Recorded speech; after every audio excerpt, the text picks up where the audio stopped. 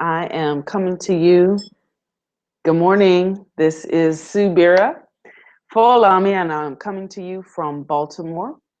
I am a student in at the International Indigenous Knowledge and Development Society. I am learning divination under Chief Amachi Buwaro.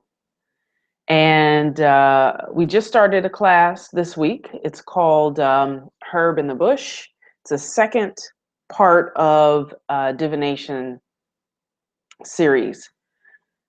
So one of our assignments is to actually do a journal, and I'm doing a video journal here of my dreams and of my experiences that happen on a regular basis as I journey through this process of becoming a diviner.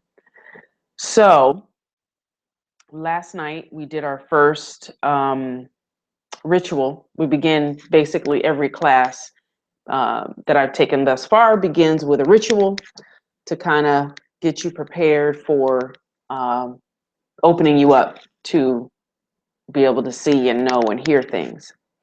So anyway, last night started our ritual, and usually when that happens, my dreams are pretty wild, pretty off the hook.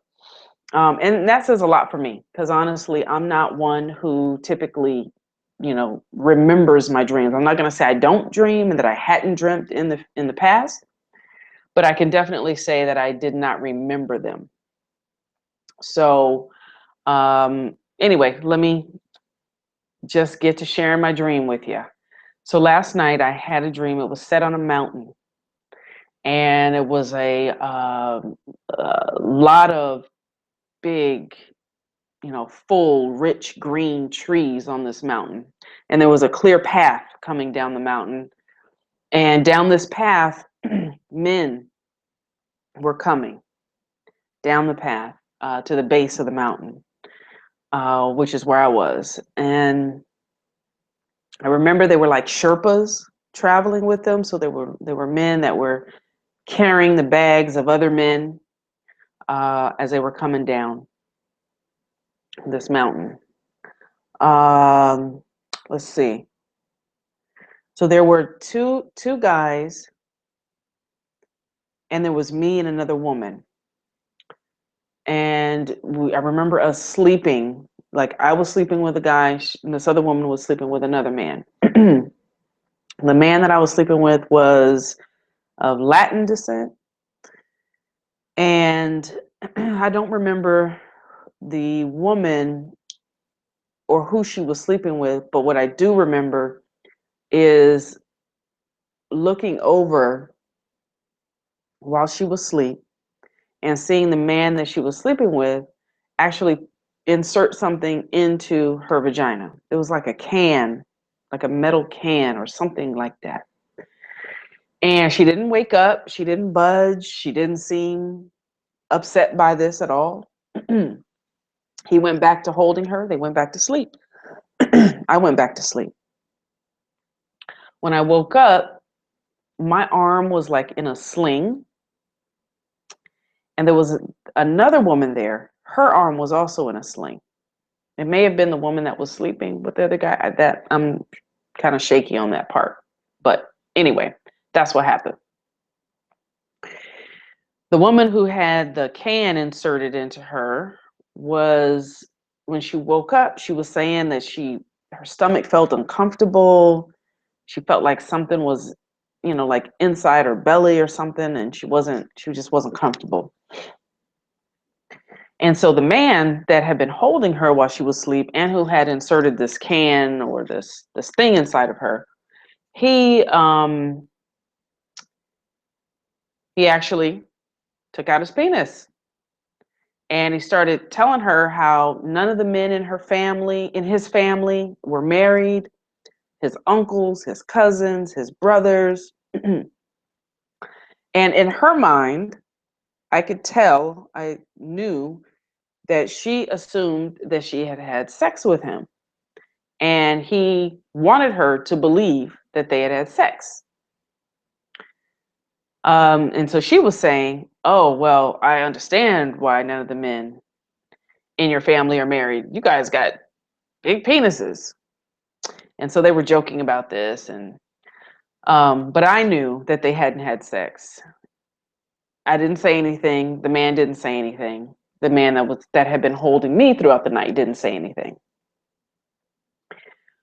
So the next thing I remember is these men that were coming down from the mountain started saying that they were um, that since they went to the mountain and came down, when they came down, they had all these abilities that they didn't have before. Like this one guy was some kind of competitor, like I don't know if it was Olympics or what, but some type of competitor. Excuse me. And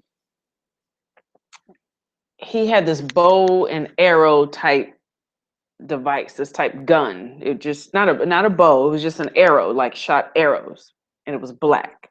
And the guy was also a brother. The guy was a brother.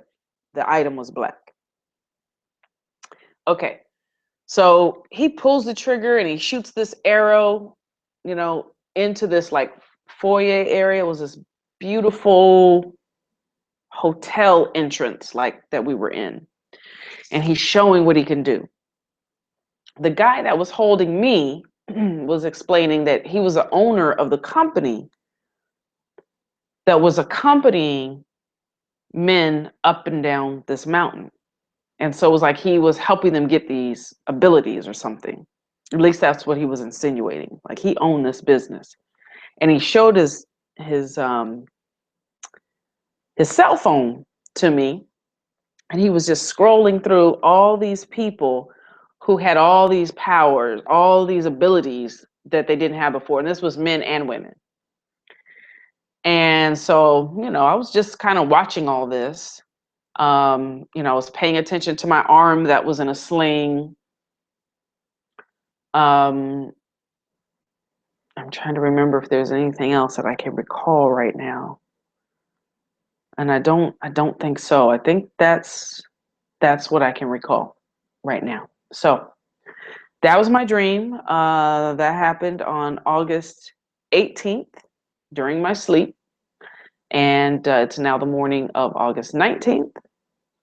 And I'll come back today and I'll share with you anything else that happens throughout the day that I find interesting. But today will be day 2 of my ritual.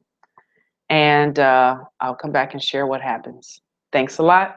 What I want you to do also, I almost forgot to tell you, click the link below. I'm going to put there's 2 links there. One that will enable you to get in touch with me if you want divination or coaching. I am a spiritual life coach in addition to that.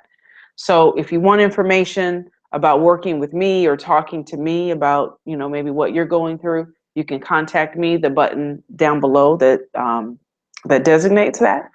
Or the other button will put you in touch with IIKDS, which is where I am going to school.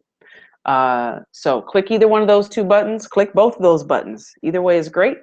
I look forward to talking with you and sharing more of my journey with you through this video journal process. All right. Thanks so much. Create a beautiful day.